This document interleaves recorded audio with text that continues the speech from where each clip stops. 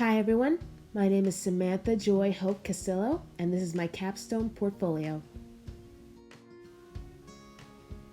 I'd like to start off with a quote I learned during my most recent student observation. Albert Einstein, one of the greatest minds in all of human history, said that imagination is more important than knowledge. This resonated with me because we live in a society that highly values intelligence and completely undervalues just about anything artistic.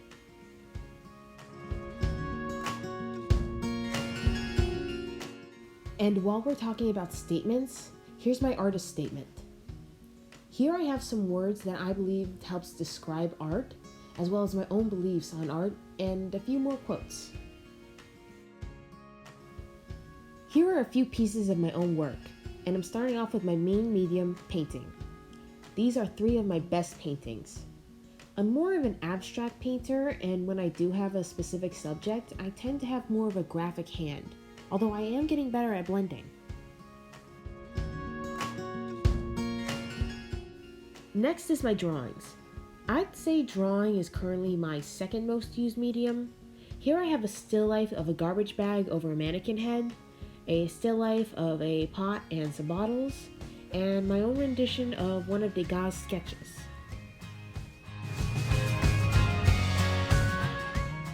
And next is some of my graphic design work. First is a ligature of my initials, the next one is a pattern with my initials, and finally my artistic rendition involving a quote.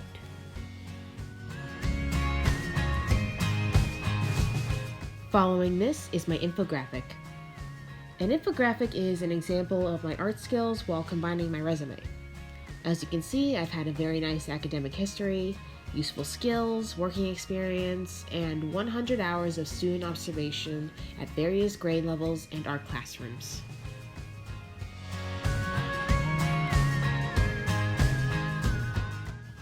Here we have my teaching philosophy.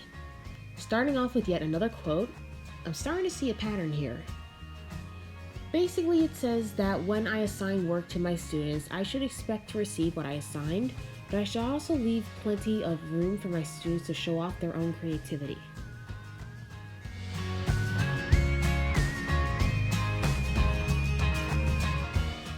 And really quickly, I'd like to show you the certificate I received for completing a course I took to help me understand any and all potential autistic students I may have. I've completed a number of courses meant to prep me for special needs students. However, this was the only course that provided proof.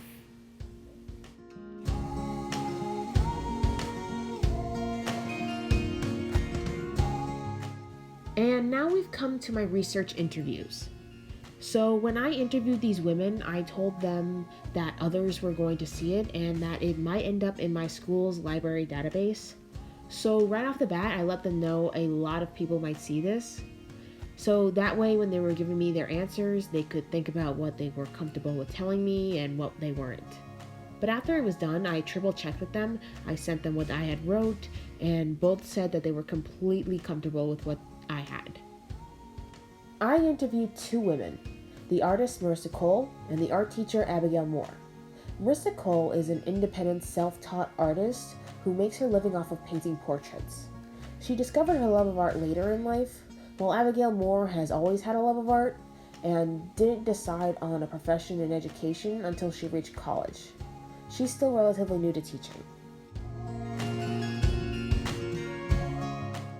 Marissa Cole started off as a typical safe accountant. She accidentally stumbled into the art world.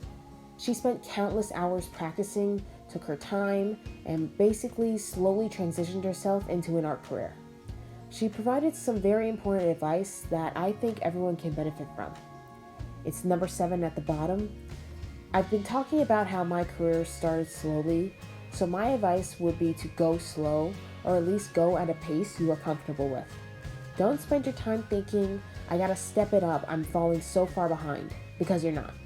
I'm sure there's going to be one point or another where you have to kick it up a notch sooner than you planned. But until you reach that point, don't drive yourself crazy. Take a deep breath, you're fine. I asked both women a lot of questions, and I'm only going to be reading certain parts of their interviews, So if there's something specific you want to read, I'd suggest pausing the video once the slide changes.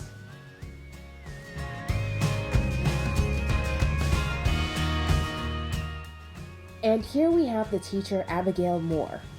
She always knew she was going to do something in the arts, but she didn't know what specifically until she got to college and basically had to start planning the rest of her life. But she seems very happy with how her life turned out. She enjoys being an art teacher. She's still new, so she doesn't have a lot of experience to share or advice to give, but I liked her 3 strikes and a warning with difficult students. It seems to work for her, and it's something that I think I'd like to implement in my own future classroom. Along with her grading policy, I've seen teachers in my student observation having to catch up quickly on submitting their grades because they let their students take too much time submitting their assignments. So I think her approach with a specific deadline and an extension upon request idea is a nice balance between strict and relaxed deadlines.